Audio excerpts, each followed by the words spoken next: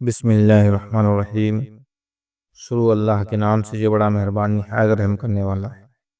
السلام علیکم پیارے دوستوں، آج کا ویڈیو بڑا ہی انٹرسٹنگ ہے، کیونکہ آج کی ویڈیو میں ہم جانیں گے کہ اللہ تعالیٰ نے گدھے کو پیدا کیوں کیا۔ اسلام میں گدھے کا گوشت کھانا حلال تھا، پھر بعد میں اسے کیوں حرام کیا گیا۔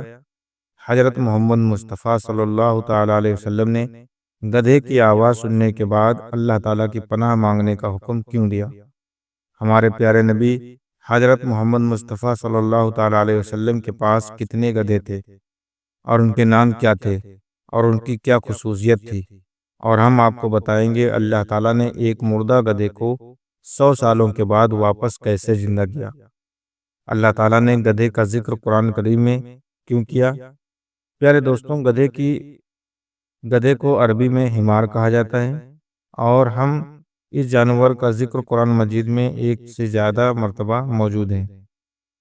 گدھا ایک ایسا جانور ہے جو 4 پیروں والے جانوروں میں گھوڑے کی نسل سے تعلق رکھتا ہے۔ پیارے دوستوں، اکثر گدھوں کا استعمال مزدوری کرنے کے لیے استعمال کیا جاتا ہے۔ پیارے دوستوں، اب سوال آتا ہے کہ اللہ تعالیٰ نے گدھے کو کیوں پیدا کیا۔ دوستوں، اللہ تعالیٰ نے انسان کو اشرف المخلوقات بنایا اور انسان کے تابع ہر چیز کر دی ہے۔ اللہ تعالیٰ کی گدھے کی تخلیق فرمانے میں بھی یہی حکمت پوشیدہ ہے، تاکہ انسان اس سے فائدہ حاصل کر سکے، اپنے کام کروا سکے اور اس کی سواری کر سکے، جیسا کہ اللہ تعالیٰ قرآن کریم میں یہ ارشاد فرماتا ہے کہ اسی نے تمہارے لیے چوپایا پیدا کیے، گرم لباس اور بہت نفع ہے، اور بعض تمہارے کھانے کو کام آتے ہیں۔ پیارے دوستوں، گدھا ایک مشہور جانور ہے جو بہت پہلے سے انسانوں کے کاموں میں آسانی سے استعمال کیا جاتا ہے۔ پیارے دوستوں، بات آتی ہے کہ گدھے کا گوشت کب حرام کیا گیا تھا۔ اب حرام کیا گیا تو اس سے پہلے کیا یہ حلال تھا؟ تو اللہ کے پیارے نبی حضرت محمد صلی اللہ تعالیٰ علیہ وسلم نے جنگ خیبر کے موقع پر پالتو گدھے کے گوشت کو حرام قرار دیا تھا۔ دوستوں، حضرت جابر بن عبداللہ رضی اللہ تعالیٰ عنہ سے روایت ہے کہ رسول اللہ صلی اللہ تعالیٰ علیہ وسلم نے گھریلو گدھے کے گوشت سے منع کر دیا اور گھوڑے کے گوشت کی اجازت دی۔ عبداللہ بن ابی اوفا رضی اللہ تعالیٰ عنہ فرماتے ہیں کہ جنگ خیبر کی راتوں میں ہم خوب بھوک کے شکار ہو گئے۔ جب خیبر کے جنگ کا دن آیا تو ہم پالتو گدھوں پر ٹوٹ پڑے، تو جب ہماری دیوں میں گوشت بلنے لگا تو اعلان کرنے والے نے اعلان کیا کہ ہنڈیاں الٹ دو اور پالتو گدھے کے گوشت میں سے کچھ بھی نہ کھاؤ۔ ابو سلمہ رضی اللہ تعالیٰ عنہ فرماتے ہیں کہ رسول اللہ صلی اللہ تعالیٰ علیہ وسلم نے گھریلو گدھے کا گوشت حرام قرار دیا ہے۔ پیارے دوستوں، غزوہ خیبر سے پہلے گدھا حلال تھا اور اسے کھانے کی اجازت تھی، مگر غزوہ خیبر کے دن رسول اللہ صلی اللہ تعالیٰ علیہ وسلم نے پالتو گدھے کا گوشت کھانے سے منع کر دیا۔ پیارے دوستوں، گدھے کی زندگی کی بات کریں تو سائنٹیفکلی گدھے کی جو زندگی ہوتی ہے وہ 40 سے 45 سال تک ہوتی ہے۔ دوستوں، گدھے کو یہ شرف حاصل ہے کہ اس جانور کے اوپر انبیاء نے سواری کی ہے۔ اللہ تعالیٰ کے پیغمبر حضرت موسیٰ علیہ السلام نے اس پر سواری کی، اور اللہ تعالیٰ کے پیغمبر حضرت عیسیٰ علیہ السلام اور اللہ تعالیٰ کے پیغمبر حضرت عزیر علیہ السلام اور امام الانبیاء حضرت محمد مصطفیٰ صلی اللہ تعالیٰ علیہ وسلم نے بھی اس جانور پر سواری کی ہے۔ اور اب بات آتی ہے کہ اللہ تعالیٰ نے نبی حضرت محمد مصطفیٰ صلی اللہ تعالیٰ علیہ وسلم نے گدھے کی آواز سننے پر کیا کرنے کا حکم دیا۔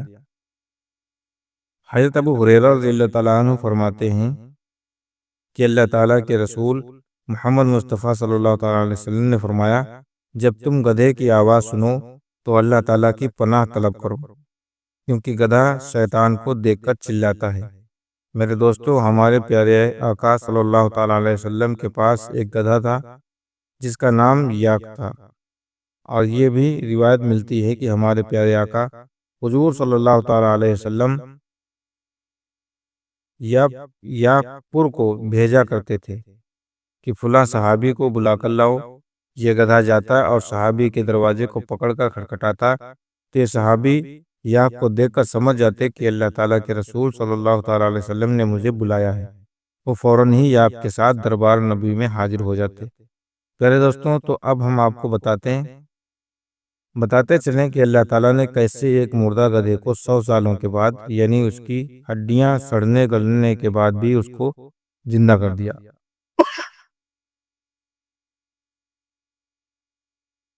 100 سالوں کے بعد اس گدھے کو واپس زندہ کیا۔ پیارے دوستوں، کائنات میں اللہ تعالیٰ کی قدرت کے کرشمے ہمیشہ دکھائی دیتے ہیں، جس سے اللہ تعالیٰ کی قدرت اور جلال کا پتہ چلتا ہے۔ ایسا ہی ایک واقعہ اللہ کے پیغمبر حضرت عزیر علیہ السلام کا ہے، جن کے متعلق مشہور ہے کہ انہیں ساری تورات زبانی یاد تھی، اور اس وقت کے بادشاہ نے شام پر حملہ کر کے بیت المقدس کو ویران کر دیا تھا، اور بہت سے اسرائیل کو قید کر کے اپنے ساتھ لے گیا تھا۔ ان میں حضرت عزیر علیہ السلام بھی تھے۔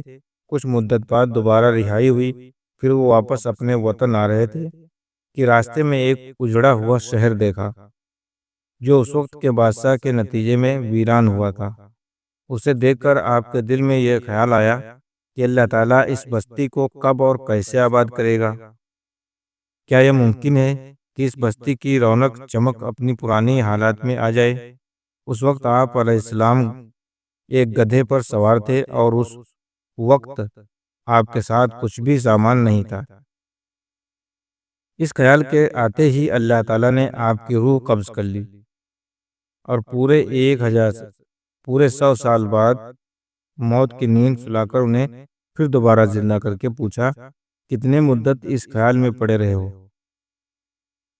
عزیر علیہ السلام کے پاس سورج کے سوا وقت معلوم کرنے کا دوسرا کوئی ذریعہ بھی نہیں تھا۔ جب جا رہے تھے تب پہلا پہر تھا، اور جب دوسرا پہر ہے، کہنے لگے یہی بس کچھ کا حصہ دن کا گزرا ہے، ممکن ہو کہ دوسرا دن ہو، اس سے زیادہ انسان کبھی نہیں سو سکتا۔ اللہ تعالیٰ نے فرمایا، دیکھو تم 100 سال یہاں پڑے رہے ہو۔ جب حضرت عزیر علیہ السلام نے اپنا بدن اور جسمانی حالت دیکھی تو فرمایا کہ یہ وہی دن ہے جو مجھ پر نیند طاری ہوئی تھی، لیکن جب انہوں نے اپنے گدھے کی طرف دیکھا تو اس کی ہڈیاں تک وہ سڑ چکی تھیں، تو انہوں نے سمجھ گیا کہ واقعی 100 سال ہو گئے۔ ان کے دیکھتے ہی دیکھتے گدھے کی ہڈیوں میں حرکت پیدا ہونے لگی، پھر وہ جڑنے لگی، پھر ہڈیوں پر گوشت چڑھا، اور دیکھتے ہی دیکھتے گدھا زندہ ہو کر کھڑا ہو گیا۔ پھر آپ نے بستی کی طرف نظر دوڑائی تو وہ بالکل پہلے کی طرح آباد تھی۔ حضرت عزیر علیہ السلام 100 سال کے بعد زندہ ہونے کے بعد شہر کا دورہ فرماتے ہوئے اس جگہ پہنچ گئے جہاں 100 سال پہلے آپ کا مکان تھا۔ نہ کسی نے آپ کو پہچانا اور نہ ہی آپ کسی کو پہچان سکے۔ ہاں، البتہ یہ دیکھا کہ ایک بہت بوڑھی اور اپاہج عورت مکان کے پاس بیٹھی ہے، جس نے اپنے بچپن میں حضرت عزیر علیہ السلام کو دیکھا ہوا تھا۔ آپ نے اس سے پوچھا کہ کیا یہ عزیر کا مکان ہے؟ تو اس نے جواب دیا، جی ہاں، یہ عزیر کا مکان ہے، مگر آپ عزیر کے بارے میں کیوں پوچھ رہے ہو؟ وہ تو 100 سال سے لاپتہ ہیں۔ یہ کہہ کر بڑھیا رونے لگی۔ تو آپ نے فرمایا، اے بڑھیا، میں ہی عزیر ہوں۔ تو بڑھیا نے کہا، سبحان اللہ، آپ عزیر کیسے ہو سکتے ہو؟ آپ نے فرمایا کہ اے بڑھیا، مجھ کو اللہ تعالیٰ نے 100 سال تک مردہ رکھا، پھر مجھ کو دوبارہ زندہ کر دیا، اور میں اپنے گھر آ گیا ہوں۔ بڑھیا نے کہا کہ حضرت عزیر علیہ السلام ایسی باکمال تھے کہ ان کی ہر دعا قبول ہوتی تھی۔ اگر آپ واقعی میں حضرت عزیر علیہ السلام ہیں تو میرے لیے دعا کیجیے کہ میری آنکھوں میں روشنی آ جائے اور میرا فالج اچھا ہو جائے۔ حضرت عزیر علیہ السلام نے دعا کی تو بڑھیا کی آنکھیں ٹھیک ہو گئیں اور اس کا فالج بھی اچھا ہو گیا، اور اس بڑھیا نے غور سے آپ کو دیکھا اور پہچان لیا، اور بول اٹھی کہ میں شہادت دیتی ہوں کہ یقیناً آپ حضیر علیہ السلام ہی ہیں۔ اور پھر یہ بڑھیا آپ کو لے کر بنی اسرائیل کے محلے میں گئی۔ اتفاق سے اس وقت سب لوگ ایک مجلس میں موجود تھے۔ اسی مجلس میں آپ کا لڑکا بھی موجود تھا جو 118 سال کا ہو گیا تھا، اور آپ کے چند پوتے بھی وہیں پر موجود تھے، وہ سب بوڑھے ہو چکے تھے۔ بڑھیا نے مجلس میں شہادت کی، یعنی کہ گواہی دی، اور اعلان کیا کہ اے لوگوں، بلا شبہ یہ حضرت عزیر علیہ السلام ہی ہیں، مگر کسی نے بڑھیا کی بات کو صحیح نہیں مانا۔ اتنے میں ان کے لڑکے نے کہا کہ میرے باپ کے دونوں کندھوں کے درمیان ایک کالے رنگ کا مسا تھا جو چاند کی شکل کا تھا۔ چنانچہ آپ نے اپنا کرتا اتار کر دیکھا تو وہ مسا موجود تھا۔ پھر لوگوں نے کہا کہ حضرت عزیر علیہ السلام کو تورات زبانی یاد تھی، اگر آپ عزیر ہیں تو پہلے تورات پڑھ کر سنائیے۔ آپ نے بغیر کسی جھجک کے فوراً پوری تورات پڑھ کر سنا دی۔ اس وقت کے بادشاہ نے بیت المقدس کو تباہ کرتے وقت تورات کے عالم کو چن چن کے قتل کروا دیا تھا اور تورات کے سبھی کتابوں کو جلا دیا تھا اور زمین پر تورات کا کوئی بھی پنا باقی نہیں رہنے دیا تھا۔ اب سوال یہ پیدا ہوتا ہے کہ حضرت عزیر علیہ السلام نے جو تورات پڑھی ہے وہ صحیح ہے یا غلط؟ تو ایک آدمی نے کہا کہ میں نے اپنے باپ سے سنا ہے کہ ہم لوگوں کو جس طرح بادشاہ نے گرفتار کر لیا تھا، اس دن ایک ویران میں ایک انگور کی جڑ میں تورات کی ایک صف دفن کر دی گئی تھی۔